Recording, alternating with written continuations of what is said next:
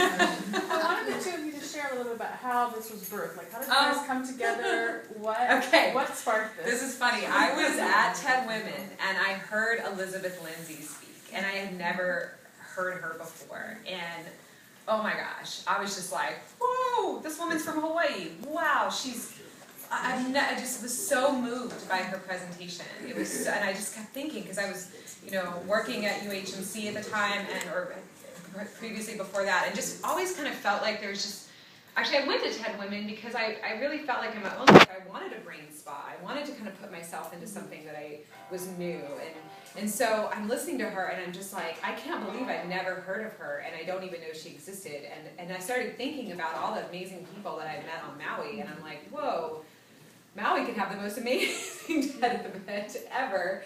And I remember like sitting behind Elizabeth in the audience and watching her listen to the other speakers, and she was like so excited, and like just her energy was amazing. And they started talking about the TEDx program, because TED now allows people to apply and license their brand, bring a TED event into their community. And it was like a beam of light. Honestly, I had never produced a big event. I had no idea what I was doing. I only knew Sarah, like we have similar friends. We'd said hello at cocktail parties and things, but we didn't, but I had this moment where I was like, Sarah, Sarah's like, Sarah's like, yes. And I say, no, she's got this production background that I don't have. And I just picked up the phone while I was in the audience and called you up. And I said, hey, if we were going to do TEDxMaui, would you want to do it? I mean, that's like, it was as much as, honestly, if we would have really thought about what we were doing, we probably would have done it. We had no idea.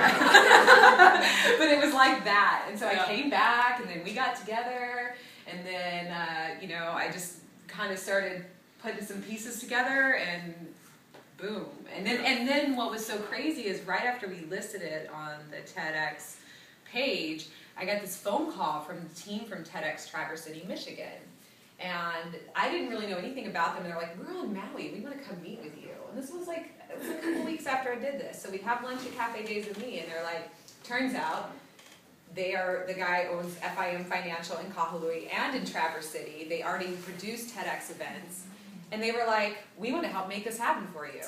We can basically give you a nonprofit fiscal sponsor. We'll help make deposits for you on things that you need. And we have staff, and we have office space. It was like, kind of just out of the sky. And so I think, honestly, if this event was, not supposed to happen, it wouldn't have. It was only really because I think that people are hungry for this kind of engagement within their community. We're all looking for something a little different and a little bit more inspiring, and I've seen it in various places, and the TED concept is beautiful, because then now it's like, not only can we build that within our community, but we can take that, and that knowledge is going to go into the TED community, which is millions of people around the world, so it actually gives people a chance to reach into that community, so it takes knowledge from Maui out into the world. So,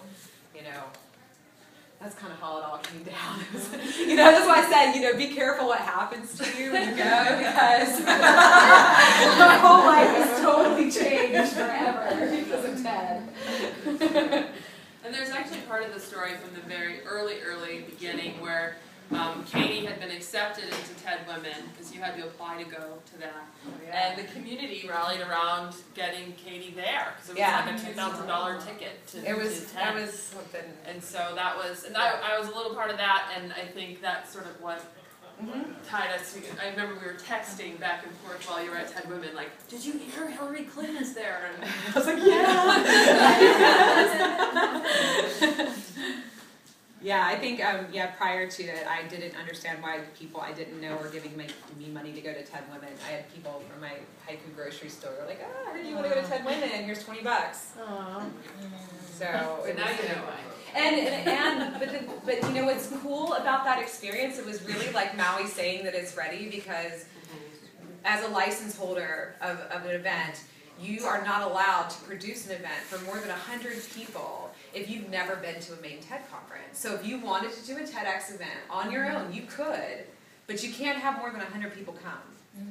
So for some reason, all these people helped to get me there. I never understood why at the time, but then it's like, now I have the ability to make this a big event, you know, and have more people attend and more awareness. So, Jacob? I love that you're just letting me know exactly what I need to speak about. I mean, it's fascinating because you just described a very interesting scenario. You just said it all came out of the sky.